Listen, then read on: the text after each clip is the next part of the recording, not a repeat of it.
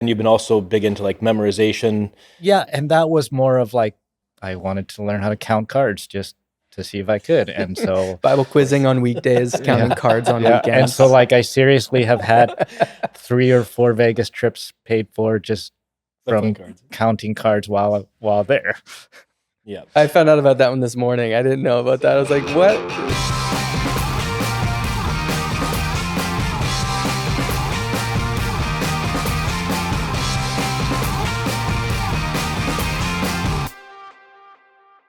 Okay, welcome to another episode of Efficient by Design podcast.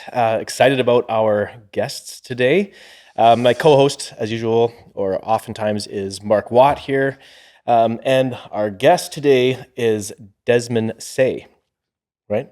That's correct. And so he is AKA the siding guy. So Mark actually knows Desmond, has known Desmond much longer than I have. So why don't you give a little backstory for that connection? It's kind of crazy when you look at the time. Like when we met back at Camp Caroline, that's like well over 10 years to think that we've actually known each other. Yeah, you didn't even have kids. I had no kids. Yeah. We've got a 9-year-old. Your kids were super young. So that would have been like 12 years ago or something we met back then. Probably. Yeah. Yeah. So I was running this camp out in Alberta, and then Desmond and his family came out. I think it was first for like a work weekend. And then you guys kept coming out for these other weekends. There's the Rook weekend where you just like, they play cards our weekend and they raise money for kids to get to camps and stuff like that.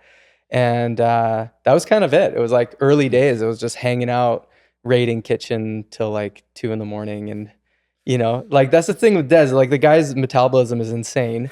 You look like this, but he stays up till 2 a.m.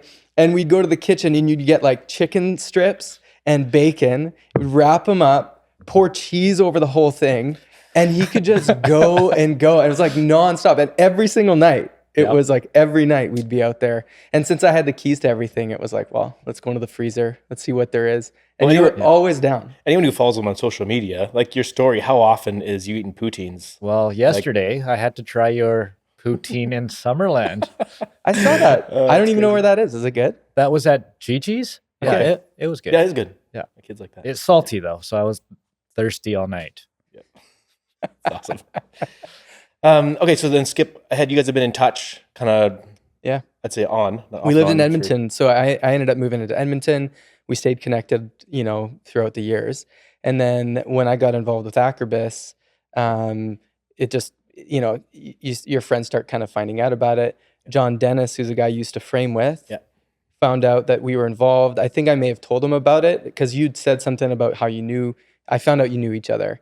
And then, and then I guess one thing led to another. You're close. Yeah. John's one of your closest friends. So then John's like, you got to check out Akribis. And that was your first introduction to Akribis was through John?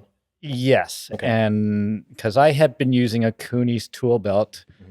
Guess how long that this $50 Cooney's? 10 years? Close. It was like 9.5 years. Yeah.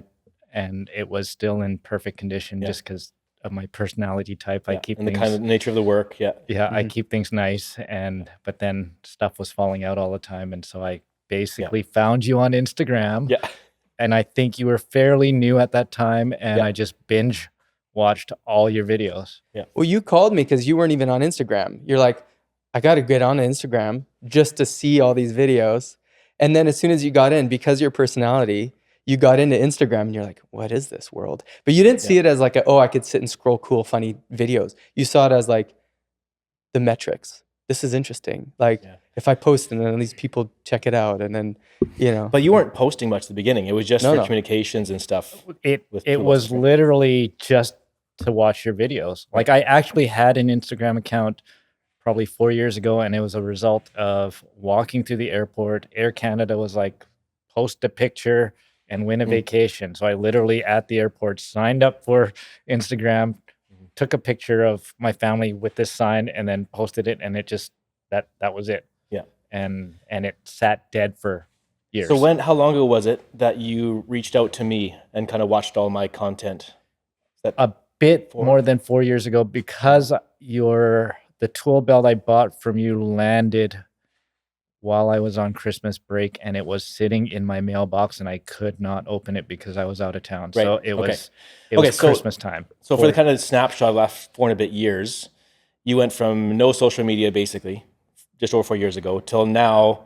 I know you hate this, but legitimate influencer, almost 180,000 followers, and your content has been fantastic and following's exploded. So to kind of let's go way back, because you are a very intriguing individual with how you're wired, the things that you've done. So why don't we go way back? I'm curious about a handful of things. We'll kind of jump through these somewhat quick. First of all, did you have any post-secondary education? Yes, I have a bachelor degree of Christian studies. Okay. No way. Okay. I didn't know that. And then no other tickets or certifications beyond that? That's your primary, secondary education? Yeah. Okay. And then we visited last night a bunch and have spoken fair bit over the years here. But in regards to career, siding wasn't something that you really set out to do or were passionate about. How did you get into that? Well, with my degree, I actually was a pastor for a number of years. Okay. And then I took a break, and it was basically just the means of wanting to provide a living. So I worked retail for about a year in relation to another hobby, aquariums. Right. And then after that, I had a friend that was out of work, and he's like, "Do you want to help my sister's or fix my sister's rental property?" So I renovated a bathroom with him, and I didn't even own any tools. It was all his tools. And then his sister liked what we did in the bathroom and said, "Do you want to put siding on the front of our rental house?" So that's how I kind of got into siding. Was we got a pamphlet, read through the manual on how to do it, and we're like, we can do this. And so we did it. Yeah. Okay. So then, kind of beforehand, I was curious too, we got into some of this stuff. What are some of your personal interests and hobbies that you've geeked out on over your years, like from when you were, say, in like high school and stuff? Like there's a few that I've become aware of, but I kind of know if there's some missing ones. The ones I know a little bit was like RC car racing, foosball, memorization stuff, and some other ones we'll talk about later. But are there other ones in there as well? So like I said, I worked retail. So aquariums was one of them. So like my wife and I were like, let's get an aquarium. We're early married, no kids, so we got an aquarium, and I dug head first, did all the research, and in very short... Time out. Did you have a passion for aquariums or for fish? We liked scuba diving, so we like traveling. My wife and I, we love traveling. We travel lots. Okay. And so we're like, So is this the underwater habitat was the kind of appeal of it? Yeah. Okay. Yeah. And then like my mind just geeks out on stuff like you said. Yeah. And in a very short time, I actually became an industry expert. I designed basically aquarium filters and sold it to stores, like making it in my garage. And I farmed corals and shipped it all over Canada, and in a very short time became an industry expert in that area. Yeah. And well known. And my tank is still posted on like American forums and Canadian forums. And I know you know nothing of this. We've never. How do you know that? Maybe I've researched. I don't have a clue. What I love about you, man, is that like there's zero option of doing something 50, 80, 90, 99%. It's like everything you do, it's always 110. Like there's nothing in the middle. There's no, well, Dustin used to say this. So there's no half-ass about this. It's full ass. Desmond Tse, full ass. Okay, and I mentioned RC cars. We talked about it a little bit last night because my son and I are dabbling with it, for our own recreation, nothing serious. But then you're like, oh yeah, I was into RC cars. Now, to the degree you were into RC cars was pretty substantial. Yeah. And the amount that you tinkered and fussed with these things. So give us a quick snapshot of that world. So in RC car racing, there's certain regulations, and there's a minimum weight. And of course, ideally, anything that's lighter will travel faster with less energy. Okay. Right? And so I worried about every single gram, even to the half gram. So I would get my car weight down well below your legal weight, and then use weights to strategically to put it where you want, so the car handles better. So things like that, and taking a part that has been molded or cast and dremeling fins in for better heat dissipation and thinking like, these engineers, why didn't they figure this out? And I'm in junior high doing it for them. Right. So That's crazy. And then that was kind of through like middle and high school?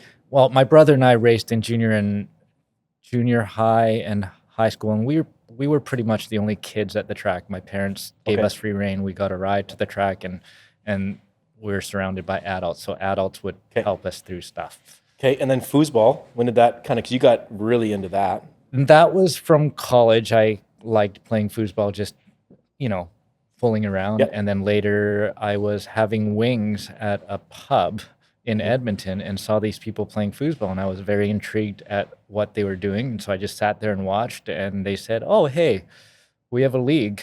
Do you want to come?" So I just went by myself and learned how to play. And then I think that first year I went to Vegas to play in Worlds just for fun to enter at he's like, "Hey, do you want to go to Worlds?" I'm like, "Sure." And how did you do? Oh, terrible. But I've been able to since then partner with world champion and travel to Portland twice and win some stuff with world champions. So it was pretty fun. See, I thought I was good at foosball until I played against you, and I was like, this isn't even. I didn't know there even was that level of control within the game. And it's funny with some of those disciplines. Like my brother, his son is in hockey, and on his little league, he does pretty good. And you were involved in hockey a lot. It's incredible. With depending who you're surrounded by and what their interests are and their abilities, you kind of have this hierarchy of okay, here's the good players, here's the really good players, here's the next level, and then you hit the professional playing level, and it's so far above and beyond. How for myself and some other family members who have been into sports in the past, we were from small towns, we're a great athlete in our small town. And you go to the bigger city, you're oh, I'm mediocre, average, kind of. And then you get the best players, coming out from big cities to the really, really big centers, to try out for, university teams and stuff. And then all of a sudden you're oh, I'm not very good at all, actually. It's unreal. So those moments where you realize, how far somebody can take something is fascinating. Well, this is really fun. Is there anything else that I don't know about? Well, I introduced him to kendama through the camp because we just started getting them in. Yeah. There's this one kid that was super into it, so we just ordered them, and they went like hotcakes. Explain what this is first. Some people kendama is like a Japanese hand-eye toy, but it's basically it's a ball on a string with 3 cups and a spike in the center. 3 cups because there's the 2 cups on the side and one on the bottom, and they all change sizes. There's a big one, so it's easier to get, and then it gets a little smaller, and then even smaller. And but the guys at the camp were legitimately good. Yes. There was Hayden, you remember Hayden? Yeah. Anyways, they could flip it and spike it consistent. They'd be walking down the hallway and spike. If you haven't seen this before, go on YouTube and look at some kendama videos of people doing tricks. It's bonkers. It's crazy. Wild, and it's super fun. I love it. I have you picked the one up at my house today. You're kendama. I haven't seen this forever. Well, my son got really good at it in a short time, just in the past couple of years. And so did you. I remember you coming back. You came to camp. Then a few months later, you come back and you were like, whoosh, whoosh, whoosh. I'm like, geez, everything he does. It's so funny. And then I know we touched on in the past. We spoke about this a bit, but then you've been also big into memorization.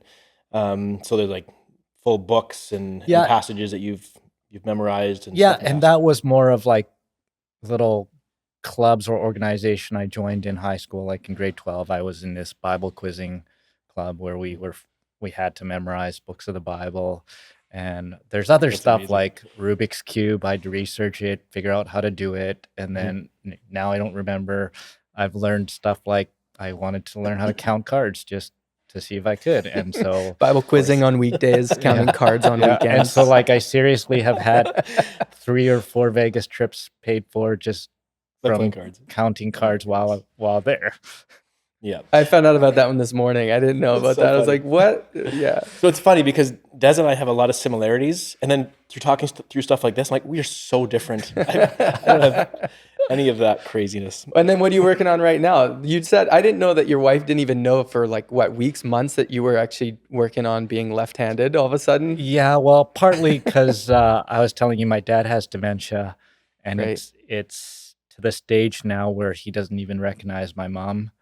And when I visit, it's very sad because he's reverted back to his native language, which is Chinese, which I don't understand. And so I can't even communicate with my dad now. And his mom had it as well. And so, I've posted a bit here and there, like, oh, trying to do stuff with your non-dominant hand. But like in the past few months, I've strictly tried to do everything left-handed. And the only sticking point, like, I'm writing left-handed full-time now. I'm eating left-handed. Chopsticks, I'm proficient.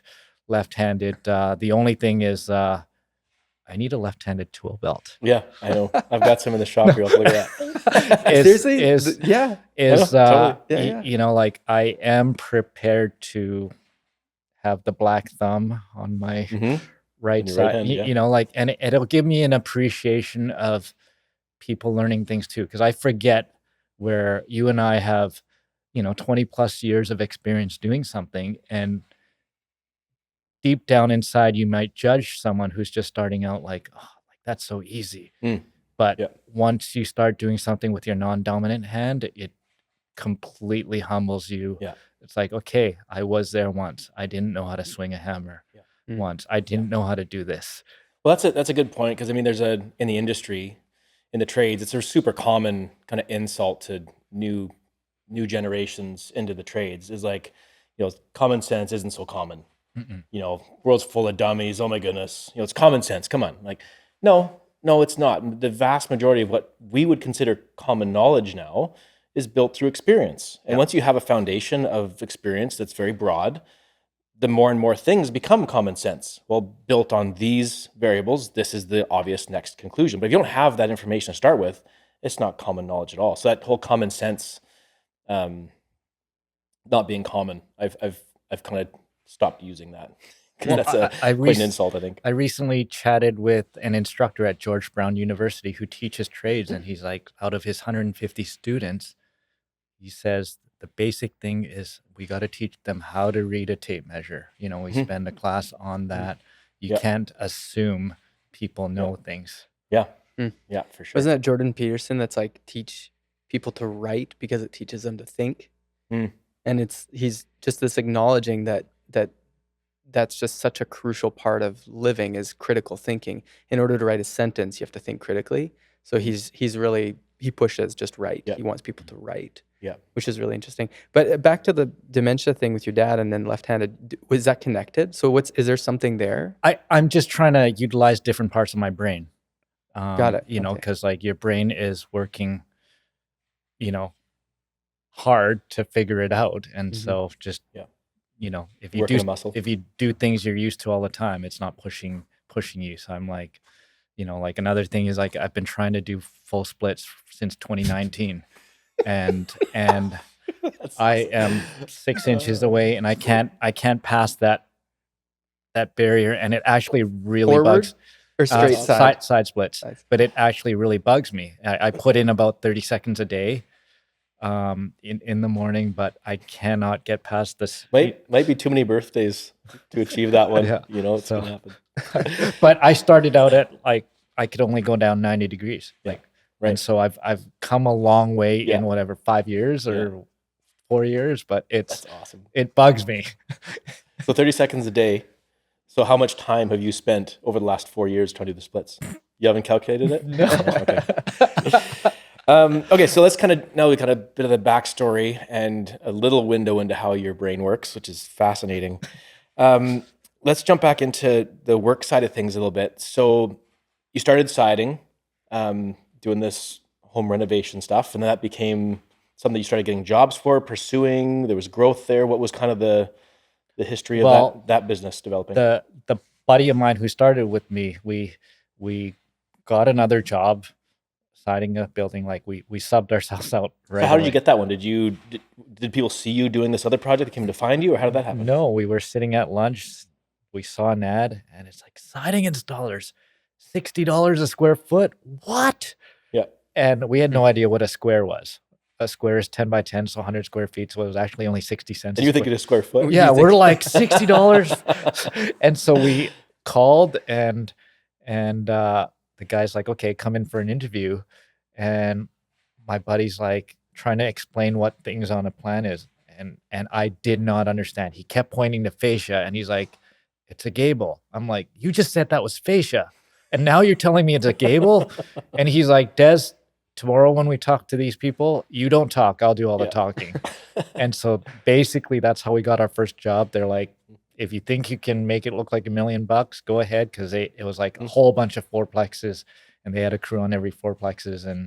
And so that was our first job. So after that job, he said it was fall over 20 years ago. And he's like, I can't do it. It's too cold. And I was like, it's paying my bills. So I just kept getting jobs from that company. So why did you, so in that, at that time, like why would that builder hire you guys? It wasn't a builder. It was a siding company that subbed crews out. Okay. Yeah. Gotcha. And they were willing to give you a shot. They needed more crews. Well, and my friend and I, we were entrepreneurial. We hired high school kids to tear off siding ahead of us and paid them nothing while we figured out how to Doesn't sound very good. Well, it was Threatened them if they didn't get the siding off. no, and then while we figured out how to put the new siding on, and we were actually the only crew to make their deadline to make a bonus. So then they're like, hey, do you want to do more jobs? And so I was like, okay. So then I just saved up $100 every job and bought an extra piece of equipment. I bought a ladder or, a compressor or, another tool. Yeah. And did you like that growth of that business and that endeavor? Was that life-giving? Was it fun? Were you enjoying it? Like your previous endeavors and career had nothing to do with trades. Was this kind of this fresh new thing to try, or was this putting food on the table? It was sort of not necessarily my first experience with piecework, but I was like, the harder I work, the more I make. Like even on that first job, it was square footage, and then we were done the building. So they're like, go help other crews. And I figured out, capping windows is X amount per window. I'm just going to go at 6 in the morning and cap all the windows in a complex. And I just made $1,000 or, whatever it is, cause the other crews are too lazy to wake up in the morning. Right. And I had full permission to go do it. And so that was sort of my first experience with piecework. Did you rub anybody the wrong way by being such a keener? Was that so? Did some of the other crews get annoyed that you were kind of like getting the gravy stuff that you make money on, or was that no? I got laughed at a lot because I didn't even know how to set up a ladder, and so there'd be people sitting having their lunch, literally laughing at us, and then one guy would be like, "Come by," I'm like, "This is how you set up a ladder," and I didn't have poles, so they charged me like $600 for a weekend to rent their pole so I could do the sidewall because I only had a 20-foot ladder. So they milked me for their equipment. So it was like give and take. And how old were you? This was, I don't know, I was like 25. Right. So you didn't start in any construction at all or siding till 25? Yeah. And I literally had no tools. I went into my marriage without even a hammer. And my wife had a hammer before. In the junk drawer? No, and she had a toolbox even before I had a toolbox. So for interest sake too, you said you're 45 right now, right? Yeah. Yeah. So we're very similar age, because that was when you were 25. I would have been 24, 25, and that was kind of the same time me starting my businesses as well. It's very similar. So then you ended up having multiple crews eventually. So what was that process like? Because that was a period of from when you started at 25, what was the peak of the crews that you had working? How long after was that? Probably only about 3 or 4 years in, because I only subbed for that company for a few months, and then builders started noticing me saying, like, I have a 5-man crew doing my house, and why did you complete your solo in a shorter time and your work looks better By yourself? Yeah. And then they said, come work for us. And then I knew they had more houses, so I was like, I'll teach people how to do it, train up crews, and then I taught them how to start businesses, their own corporations, and not to make sure they keep enough money for taxes and things like that, and started training crews from scratch because I wanted them doing it, my way. So they were their own businesses, technically. Yeah. So you'd get the jobs, then you'd take a cut of the profit, basically. And then Yeah, and then You're so feeding the work basically. yeah, basically, I promised them never to be without work. So if there's any day they ever sat, I would pay $100 a day for them to sit, just so that they wouldn't go work for someone else. Yeah. And part of the strategy too was I would loan them money to buy a trailer, and then every job they'd Paid off. Yeah. pay me a certain amount to pay off the trailer. So then they kind of needed to stay with me, and obviously I helped them out, right? So it's like give win-win situation. Yeah.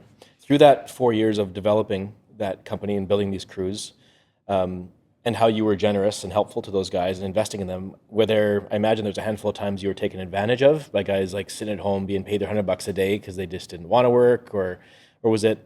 I imagine overall it was a good situation. It was very, very good because I always paid above market rate. So people liked working for you. Yeah. working. The only, I had a couple crews leave because they thought my quality standards were too high. And so I had one crew basically Not building a piano. Yeah, Yeah. like I quit. Yeah. I can't work to your standards anymore. Yeah. It's funny, I had that a couple occasions with guys when I was framing, partly because we used 16ths when we were framing. And guys are just irritated. I'm like, what the heck? We're framing. Like 8th, good enough. What's this? 16ths. I'm like, it's on your tape. That much more accurate. It doesn't take any more time. Like, what the heck? And they just got irritated with how meticulous we were about stuff. Yeah. That's fascinating. Okay, so you kind of maxed out at how many crews after your 4 years? 10 crews. 10 crews. Yeah. And then you started to downsize after that. So what was that process, and why did you do that? Basically, like all the people I trained were fairly young. They were either like in college or just done college, really didn't know what to do with their career. And I'm like, well, here's a way you can make a good living for now. As long as you commit to me for a year, I will teach you how to make a good living. And so some of those crews basically went off to go on their own. Yeah. And like to this day, I think 3 of those crews I trained, they're doing it for a living with their own companies. And that makes me really happy because I know that I personally had an impact in where they are now. And the one guy, I remember, he was a crazy fast eavesdropper.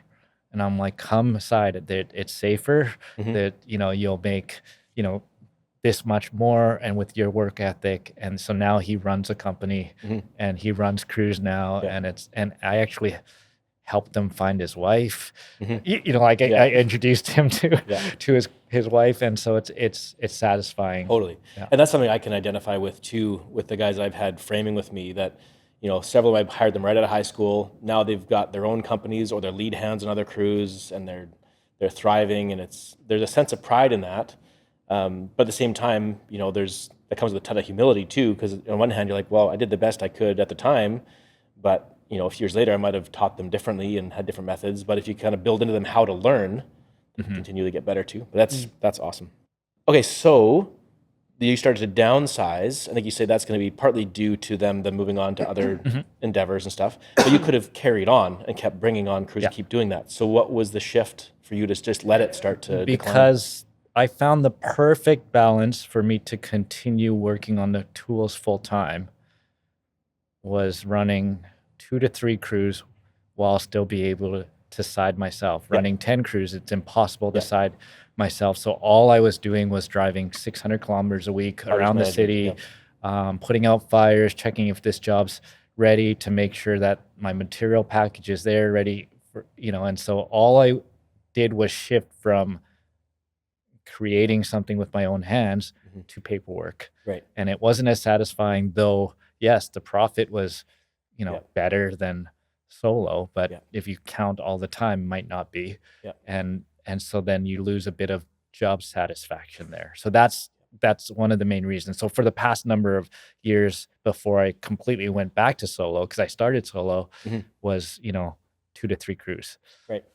And then once you get down to the 2 or 3 crews where you could be on the tools, then you still ended up getting back to, so once you kind of had a balance that was working well, it makes me think of too, like there's a reality of like, as a tradesperson who's handy, you got to be careful what you're good at. You got to sell yourself on the things that you enjoy doing intentionally, or you get roped into all kinds of things you're not passionate about just because you can. So that's great. You kind of pare things down, get back to 2 or 3 crews. You're now able to get back on the tools again and enjoy your process. But you still ended up going back to solo and not supervising those other crews. So what was that transition? The 2 crews I had left kind of got complacent, and they knew my standards. So basically, my rule was I don't pay out until I personally inspect it, and then asking them to change things after it's done, and then builders also realized sometimes builders would point out the stuff, and I'd have to get them to fix it, or I'd fix it, because sometimes the crews would prefer I fix it and charge them back. Right. And then I finally went to the one builder saying, "Hey, why don't you just give me the work that I can choose?" So they'd let me pick all the gravy stuff. Right. Since I've had such a long relationship with them. And then I said, I'll get rid of the other clues, and I'm pretty sure I'll be able to keep up with all your, so I basically got rid of a couple of builders and stuck with the one builder that I had the most history with, and said, I'll do all your homes personally. And they were like, yes, and I was able, and it forced me actually to do a lot more. Like there's some months where I'd be doing like 3 to 4 duplexes per month solo, and 2-story duplexes. So like, and I didn't work weekends. I don't work weekends. Yeah. And so trying to, it basically forced me to set higher goals for myself.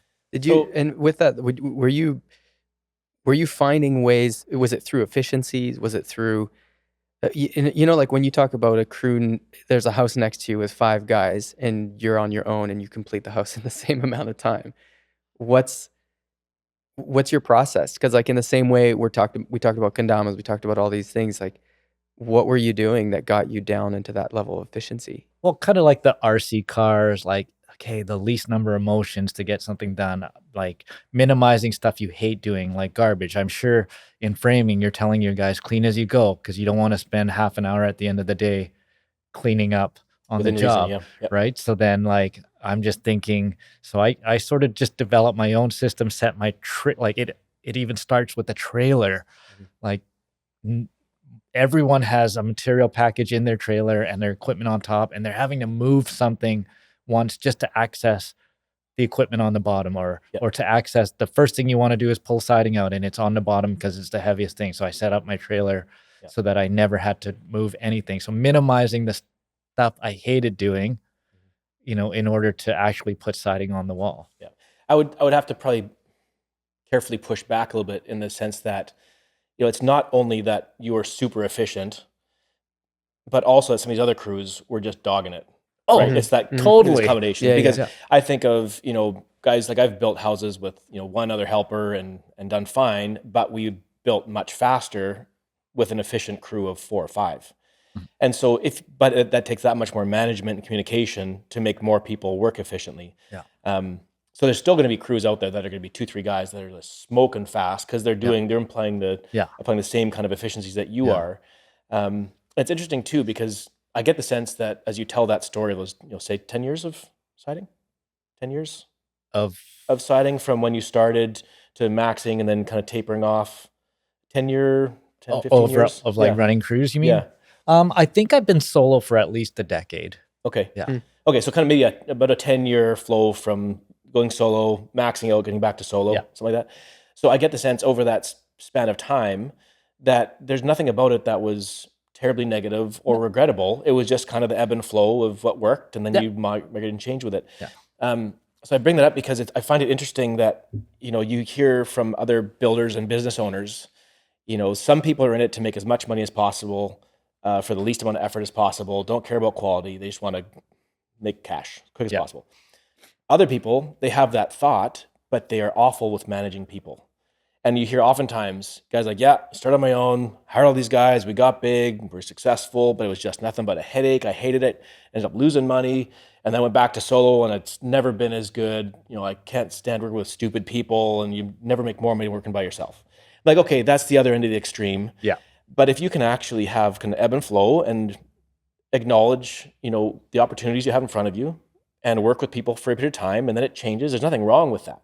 So it's interesting because, I look at my story And, at a period of time, I was like, maybe I'll be doing flooring for my whole career. And that's totally fine. Yeah. But then an opportunity presents itself and you shift into something else and you see where it goes and you're trying to self-assess and not overcommit. And there's just a journey that we're all on that it's not like you hit this certain level. Like, I'm just staying here from now on. Like that can change a lot. And one thing I want to add here is one of the main reasons I went back to solo was family. Because my kids, when they were young, like Kaylee, my wife, was like, okay, they're not talking, they're not walking yet. Work as hard as you can, like take advantage of that. But then as they got into the toddler age and in school, where I wanted to be that parent that was at the school field trips to be the volunteer parent at skating or whatever, and it was much easier to navigate. So I didn't have to worry about putting any fires out or managing anything, or getting a call from the supplier saying we don't have this. It was like literally stress free. Right. And a big part of that reality too, as we've talked off camera, is your level of investment and managing your money well and paying down debt and being mortgage free and all those sort of things. So it's not like you were just like killing it, putting siding on. It's like you were really managing your life very strategically in all these other areas too, to allow that to be the case. A lot of guys could say, well, that must be nice. You can just work whenever you want and go on school trips. Like, no, there's a ton of behind the scenes self-discipline and investment taking place alongside all of that. So as I was kind of looking through that, the building of our businesses and kind of where we got and why and how we're wired, we were messaging earlier today as I was just trying to understand how your brain works. Because again, we are quite similar in some ways and then very different in others. So we would both kind of fall into the category of improvers, I think. When we see something that we're dealing with that isn't working to a standard that we feel is adequate, it can be improved, you start tinkering with it. And then it's maybe how far you take that. You start tinkering and messing with it and you just become obsessive and it carries on and on and on.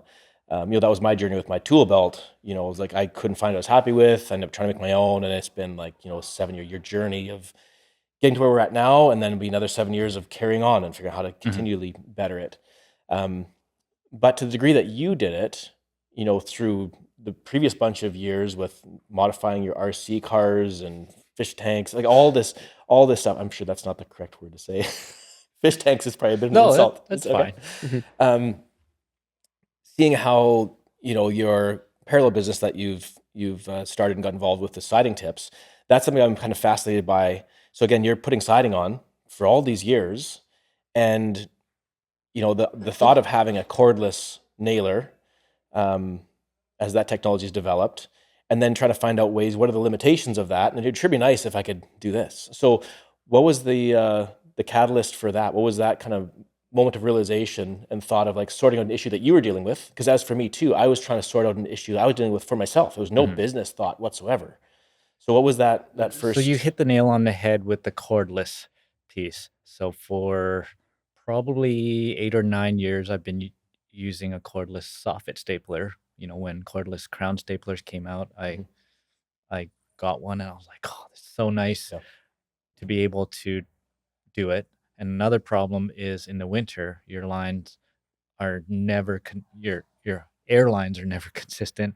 And so I had 3 siding staplers that I'd rotate through, especially in minus 20 to minus 40. Right. I would have Celsius. one warm and literally every half hour rotate Because nailer. your depth set basically changes. Is that correct? Are you kind of getting at? They just like when your line, you don't get consistent air. So sometimes it's like, and the staple doesn't even come out. Yeah. And you turn up your pressure and you blow them through. Like it's all the, it's just for your industry, like that's so crucial, the depth of set of your fastener. Yeah. And, because I've used siding stapler for 15 years, and that hose in the winter, it has, even though you get good hoses that have no memory, they still have a bit of memory. Dragging hoses. Some helpful context is that you were siding in Edmonton and Calgary, or mostly Edmonton? Edmonton. So for people who haven't been to Edmonton or live down in the States, Edmonton is probably 8 months of the year is winter. like legitimately, right? Yep. From October on till March, there's snow on the ground. Yeah. And we work in Celsius here, and it'll get to consistent minus 40 Celsius throughout January, February, and it's cold. And you're out there. You were out there. Well, you guys filmed the piece on me, and your cameraman had to come and film in. Oh, I think man, it was David could not. He was, was like close to minus his 40. legs were frozen. His legs. He even had like stuff underneath his jeans, and he's like, my legs froze, man. I couldn't be out Well, there. to be fair too, so I spent better part of 4 years framing in Edmonton. So so we're that's weird. We're actually on the tools the same period of time. There's In the like same around place? because I was like 2000 to 2003, so in that realm. But to be fair, like winters are long and proper.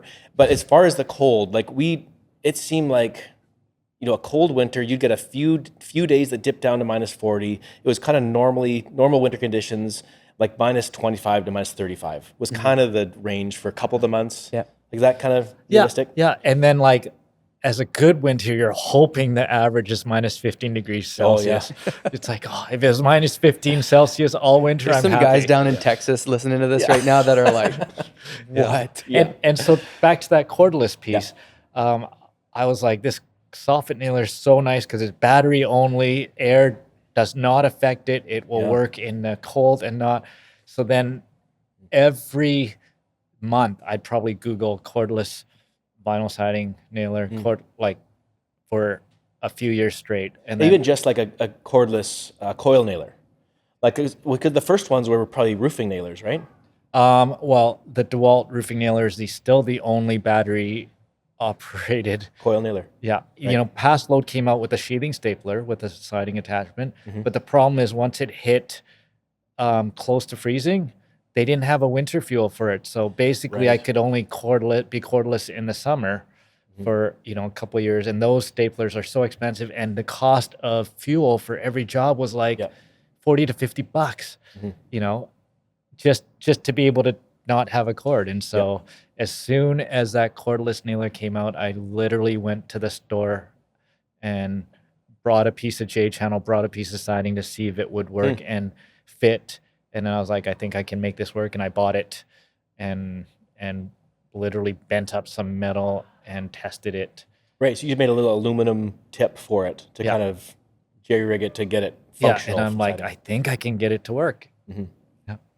Okay, so then what's the next step of like the R&D and development to like now you've got this kind of janky tip on there that's working, but now I want something that's going to be a little more, that's going to work a little better and be more permanent.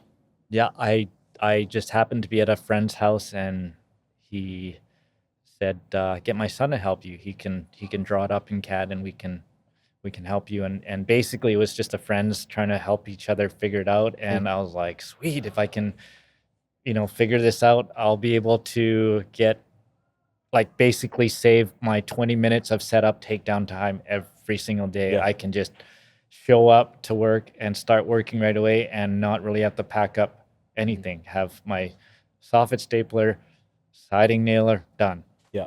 And at what point did that, once you had a working prototype that was functional, at what point did it transition from just something for you, like, other people might appreciate this?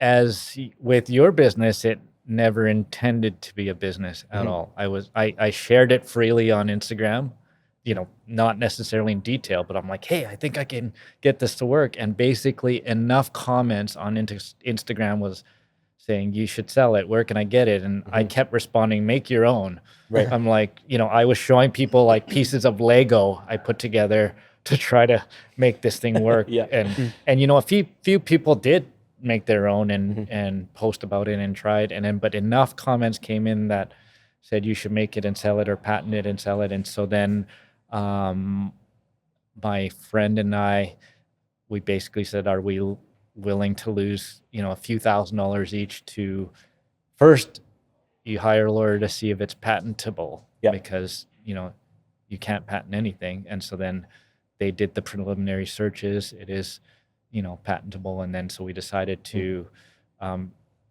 apply for the patent, and worst case scenario, if we sold 0, we would be happy because we had fun doing it as friends and we were trying to make something work. Yeah. And that's super similar to me buying my first sewing machine. With my wife, I'm like, what if I buy this machine? I can build myself a tool belt over a few months.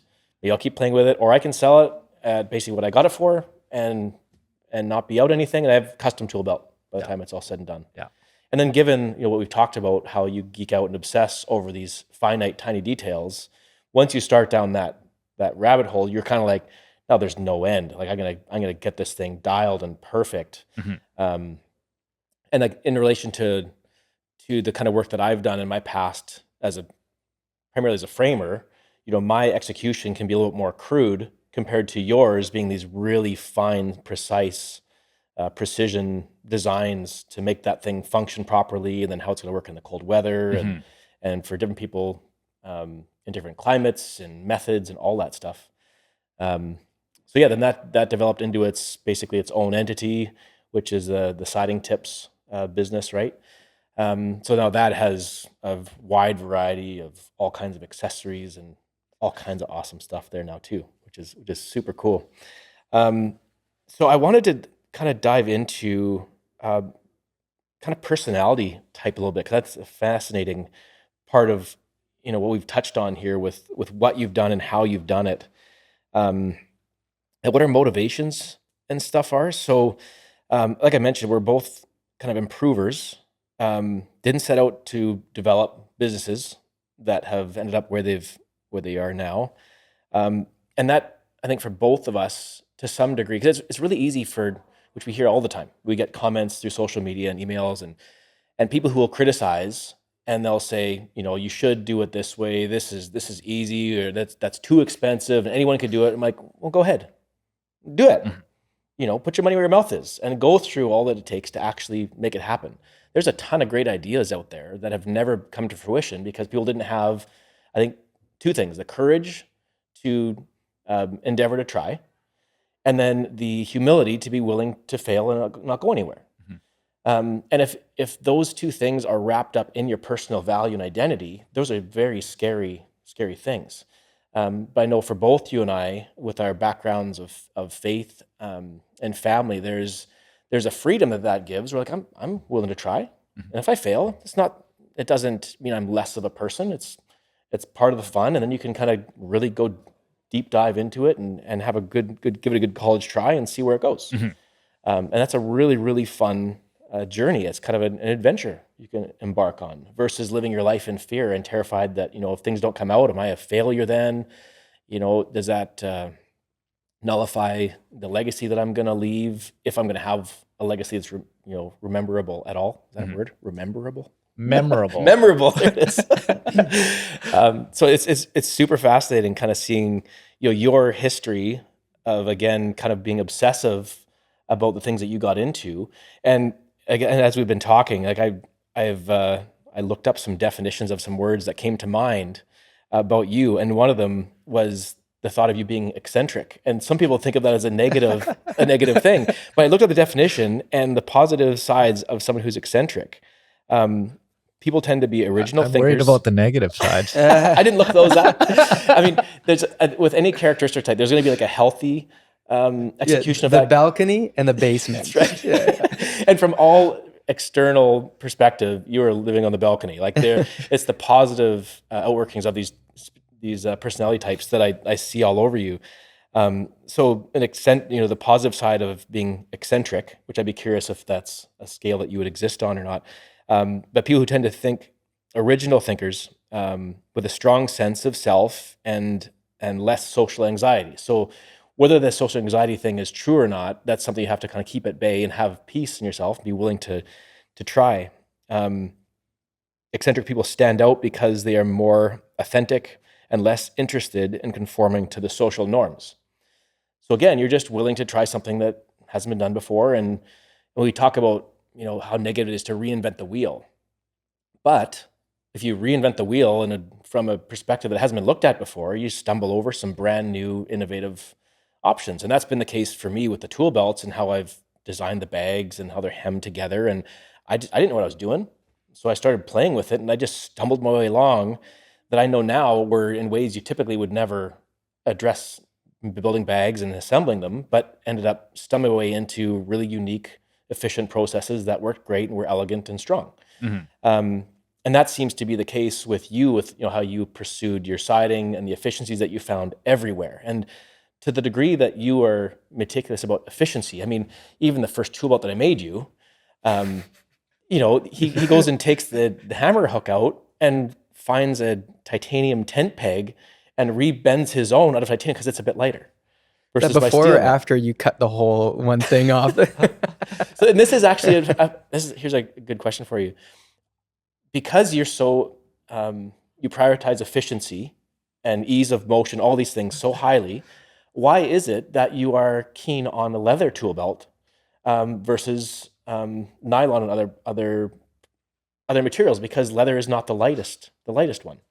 It's funny that you bring up our first interaction because I know I was kind of a terrible customer. I had this sense because I knew you, but I also knew Luke. I think Luke, I think I told you at one point, I was like, stick with it because he's like you. Because I think that's the part that you'll connect over. But I knew that you were going to be like, hey, a millimeter over, or like, hey, I it's remember not you perfect. pushing back saying it's an inch because I wanted the nailer like over a little bit, and you're like, it's 1 inch. It's not gonna make a difference. And I was like, it makes a difference to me. And I remember driving down the specific road in Edmonton while you and I were talking, and then you're like, maybe this might not work. And I'm like, oh, I'm expecting you to not take me as a client, because I would do the same thing if, and then but we worked it out. We hugged it out. Yeah, there's compromise on both sides and trying to find that middle ground. And then at the end of the day, I will tell you, okay, like when I got it, I was like, he was right. I'm trying to put too much in this one tool belt. But going back to leather is, I told you, I don't know if it was on camera or off, but I sided with a Cooney's leather tool belt for 9.5 years, you said, yeah. Yeah, 9.5 years. And so I knew it was durable. My previous experience with nylon was, all my tool belts were from the typical box stores. Yeah. The nylon, literally, when I was crawling on gables, the asphalt would wear through it really quickly. Mm-hmm. And so leather lasted for what I was doing. So that's why I went leather first. And when I ordered my first custom tool belt from you, it was on the heavy side. I had conversations with you, and then you taught me how to cut stuff out that I added on that I really didn't need. Yeah. And back then you didn't have your mini series. Yeah. Right? It was just the bigger bags. And so I still got your leather belt down to about 7 pounds with all my tools I carry, which is really good if you think about it. If you're watching and you own a nylon belt, go weigh your belt fully loaded, and I'm almost guaranteed you're going to be over 7 pounds. So I was able to compromise on that, like getting the efficiency, because it was my very first custom belt. So having things where I wanted was way more important than dealing with the weight. And really quick, to be fair, this is early stages too. So Luke, you were still making bags. You're making everything. And so when you're trying to create a mold for something that you can repeat 100 times, 1,000 times, and then you've got Des on the phone being like, hey man, move it a centimeter over. It's like, that's a conscious choice, which is in part too, we've never talked about this, but really quick to touch on it. People are always like, why do you keep doing custom? And I think that comes back to, Luke, your value around, you needed the person that you are now. When you were in construction, you needed that person who understood you, who was willing to do it. So the value to decide as a business decision, it's like you could go make 1,000 of something and not 10 custom things, right? Or 100. So it's almost like 100 to 1. Yeah. And so the decision to do it for $100 extra, like the economics, if you're trying to scale a business, it doesn't make sense, but it's a value. And that's the thing I love about both of you guys, is like your values are pretty central to the decisions you're making in everything you're doing. Yeah. So I was fascinated again with how meticulous you were with every little detail and what the motivation was, because I've had to find that middle ground and deal with customers where it's like, this is as far as I'm willing to take this. This is the scope of what a custom build can entail. And there might be a slight upcharge if we're getting really carried away. At some point, I'm like, we don't offer that. and to be okay to say no and have, the odd customer be upset about that. Usually they're like, yeah, I was expecting you to say no, as you kind of expected to some degree.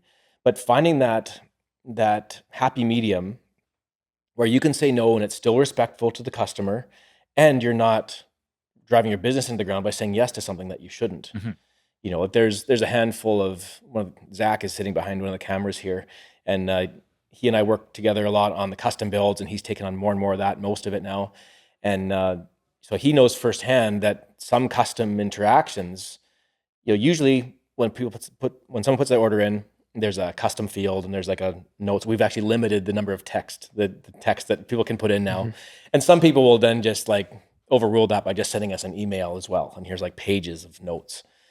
And so you're reading through that and you're trying to wade through what stuff is doable, what's not. You're putting all this time and energy in, and then you kind of give there's a back and forth. Like, we can do this and this won't work, and sometimes there's like 40 back and forths. Like, now we've spent hours in communication. Nothing is built yet. Yeah. They could still ask for a refund and walk away, and we've just spent now a better part of a day and nothing to show for it. Yep.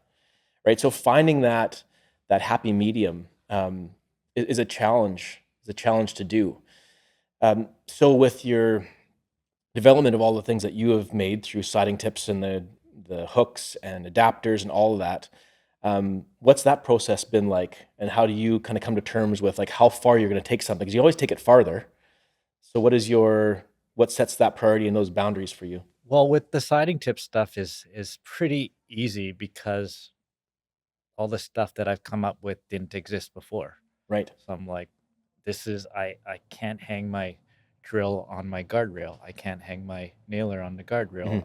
From the very beginning, I have a hook for my hammer stapler, like that I made myself that people have been asking about, and I'm like, just go do it yourself. But that's not even worth it for siding tips to develop, because it's just so easy for someone to buy a $7 hook and some self-tapping screws. So it's, with the siding tip side, is pretty easy because we don't like do custom, and so it's pretty easy. We just get a lot of field testing in and decide whether it's feasible or not, or worth it. So something I've observed of you that I think is quite unique is that you function at a very high level of output, seemingly without a huge amount of strict structure behind it. So just an example of that for those of you watching and listening. When Des came to visit me the first time, how long ago was that now? 2 years, 2.5 years ago. 2.5 years ago.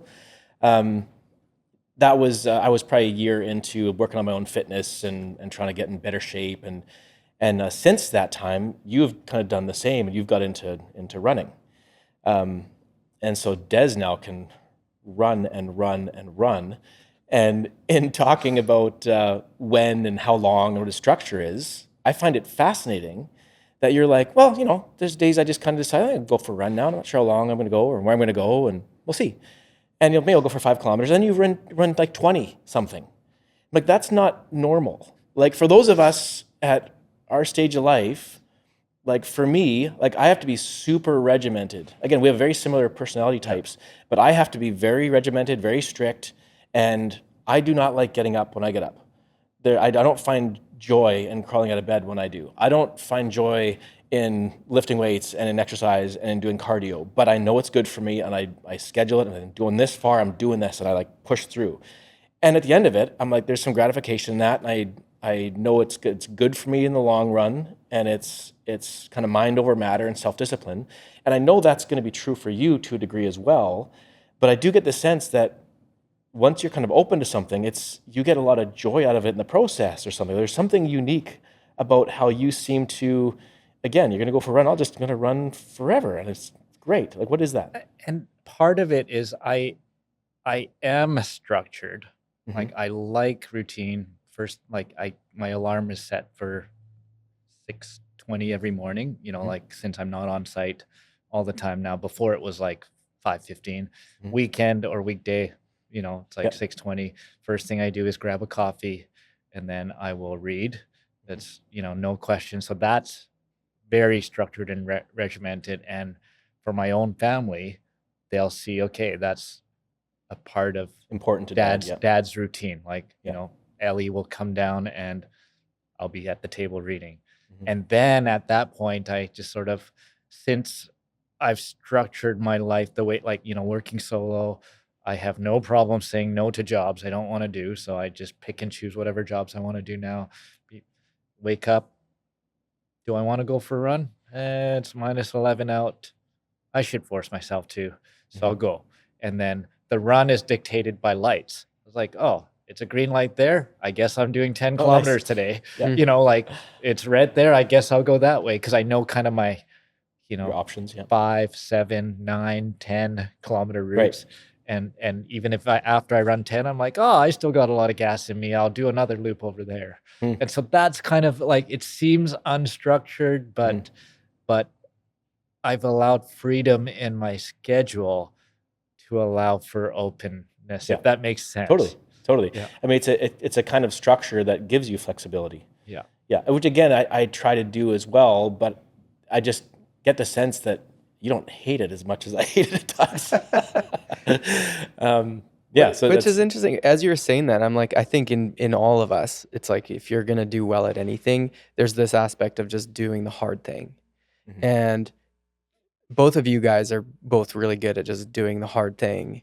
But then it's interesting the psychology that you come from. It's like, what is it that makes you do the hard thing? Like, what drives you to do the hard thing?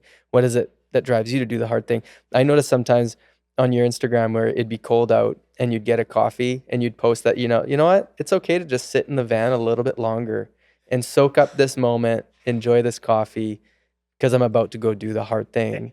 And some days I won't even get out of my van. I'll sit and have a coffee for half an hour and I'm like, I'm not feeling it today. I'm going home. I'm not going to be efficient. And then next day I'll show up at 6 a.m. and, you know, not do twice as much, but like make up for not But it's an feeling like aspect of working. knowing yourself, because it's like you knew that Yeah. there's a commitment, you know yourself. If you're not going to be efficient, to walk away. It's something that I need to get better at, because I stack too much. I have too much going, and I just kind of I just push through, you know, and some days I should just cut it early, like be done afternoon and get that, because then you rejuvenate and then you're back at it at 6 the next day and you're feeling more alive, right? But yeah. It's interesting too when things are heavy and overwhelming and there's so much going on. I know for me, like through the development of this whole building and renovation and hiring people and bringing equipment, like there was just so many variables, and it kind of comes down to analyzing your current situation. What's the biggest barrier in the way of the most immediate thing right now? Focus on that, deal with that. And you get something done. You check it off this enormous list. And there's this little hit of like, oh, okay, that felt good. Yeah. And then the next thing. And you can then build momentum. And then you're kind of invigorated and it's life-giving and you're like just tearing through it and charging through these things, and it's great. And other times, you know, I've had so many days where I've got that mindset. I'm like, hey, just head down, ass up. Let's keep pushing forward. And then you stumble a bit. Like, oh, kind of frustrating. Okay, let's try to fix that. And that breaks. Oh, great. And then something breaks down in the room, or the family thing happens. And by the end of the day, you're just like throwing ladders. Yeah. Oh man. So, and that's another. I sense that's another probably little difference. There's a. So I was asking Desmond, we were messaging this morning, and so we've both done different personality types in the past, and my wife gets a huge kick out of it. So I'm an Enneagram 1, which it sounds like you are as well. If you haven't done this is a really fantastic practice to do. It's kind of gives you a lot of insight into your own personal convictions and motivations and fears. It's really fascinating to do. But as an Enneagram 1, I've got a really, really strong inner critic. I like to improve and work on things. And then there's wings of an Enneagram. So like for me as a 1, I can have like a 2 wing, or I can have a 9 wing. Pardon me, a 1, I have a 9 or a 2. Yeah. And those manifest themselves in different ways, whether I'm healthy or unhealthy. And I know for me, I can end up being aggressive, and I can have a short fuse, and I can rage a bit. So I got to keep that at bay. And as a framer too, when you're working outside in rough construction, there's a lot of outlets where you can smash stuff. right? Like when you're stripping braces or pulling something apart and you got your hammer out and you're just beating the crap out of something to pull something down, you're stripping forms. Like there's a lot of outlets for that.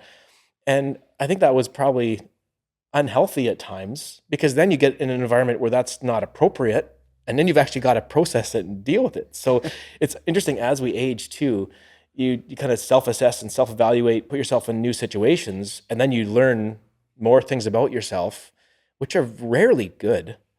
It's really, really humbling. Very. It's a difficult thing. The older I get, I feel like the less that I'm certain of, and the more I'm aware I'm in need of grace. Hmm. It's quite the journey. The more you know, my mom used to say this, the more you know, it's a little tricky.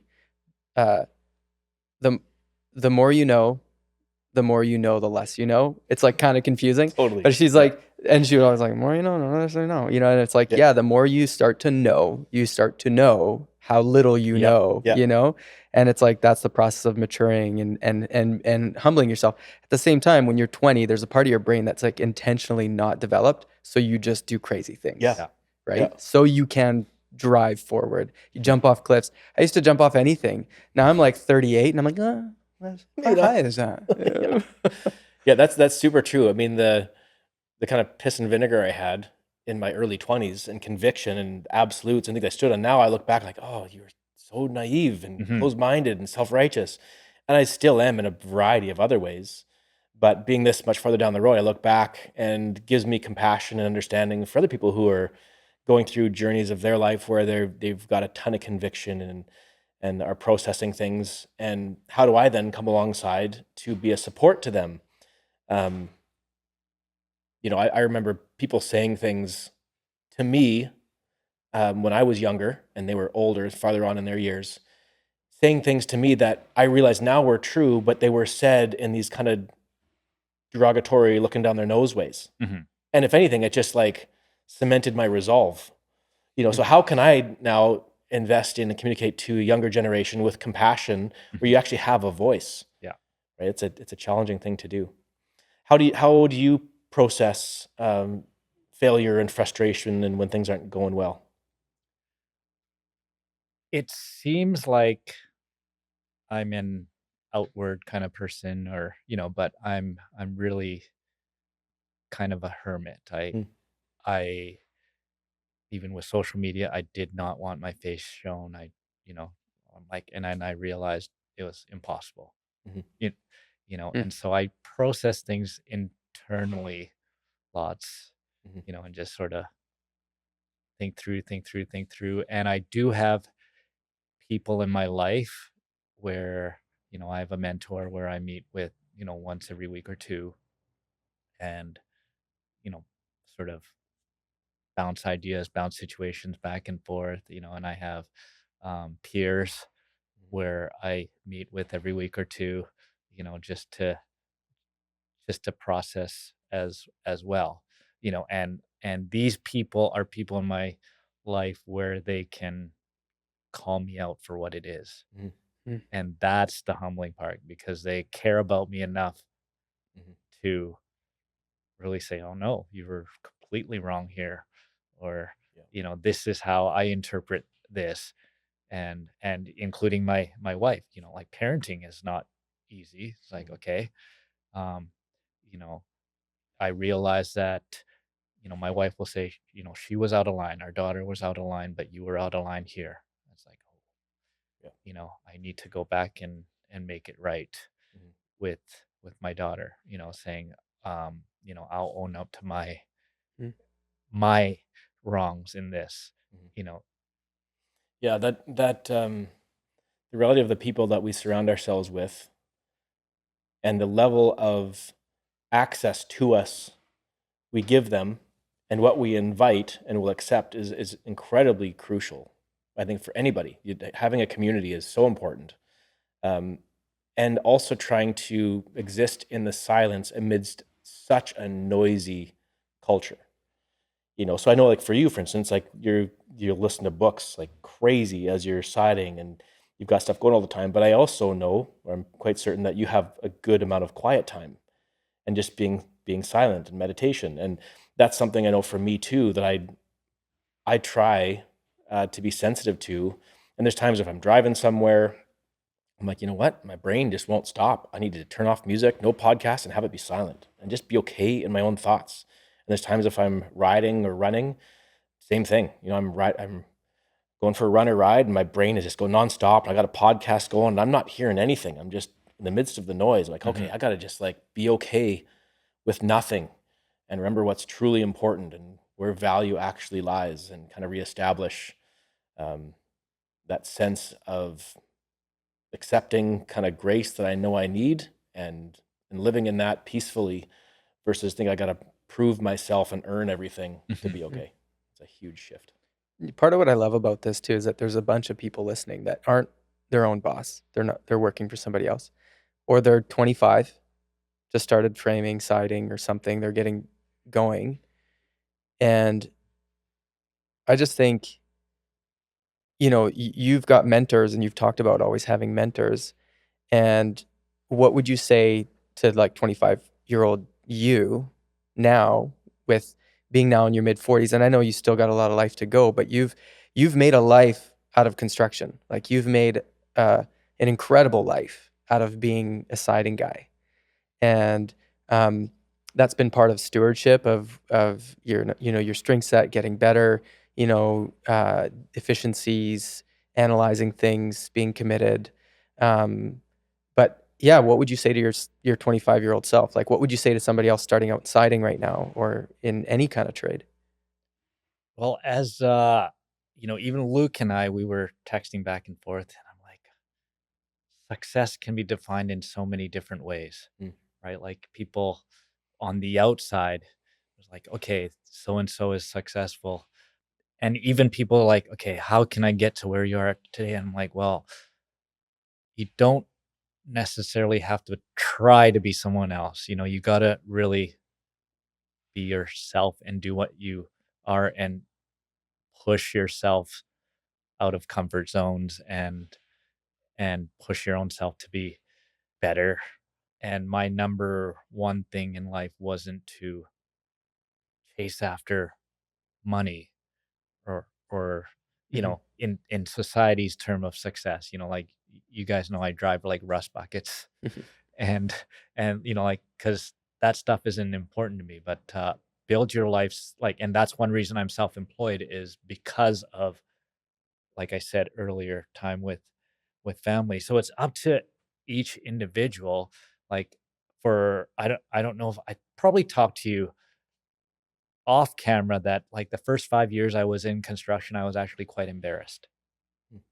Even people, you know, one of the first questions anyone asks you when they first meet you is like, "Oh, what do you do for a living?" You know, and in my mind, I was like, head down, you know, I install siding, right? And it was an embarrassment. So like the one thing is like it took me like 5 years to sort of not be embarrassed about being the trade because like I have a degree, I'm not using it.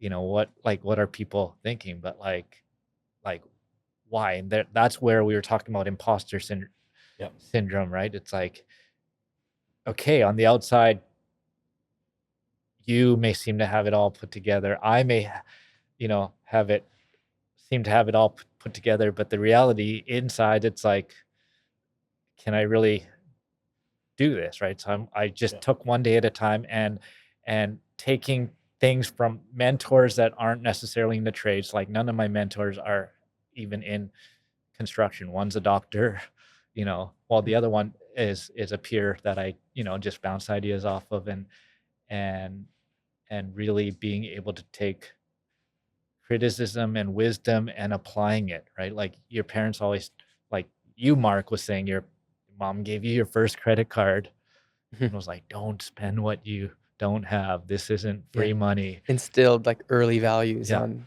where Yeah. the lines and the boundaries are. Yeah. And so a lot of that in life is just putting stuff like that together and you know, just like you were telling me, um, well, if you want to gain weight, stop running.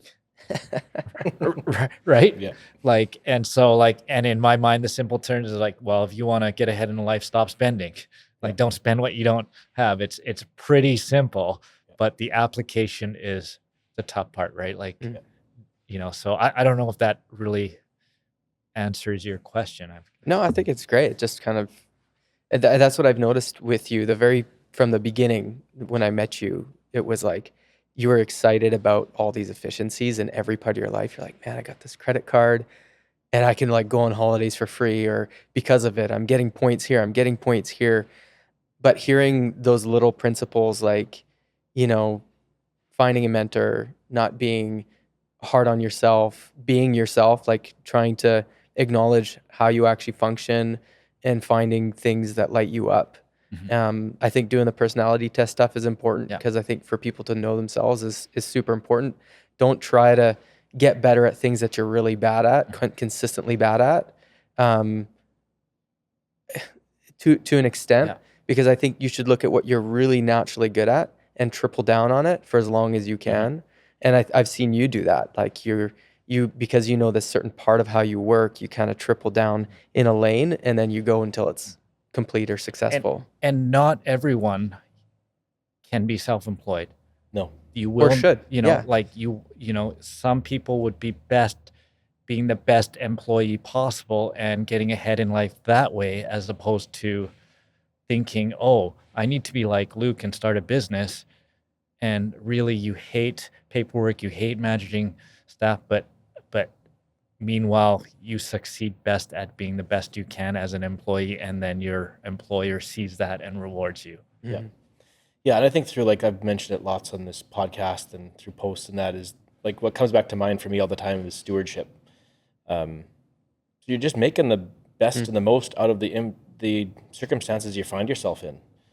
Be the best employee that you can be. Be the best version of yourself that you can be, and have grace for yourself when you make a mess.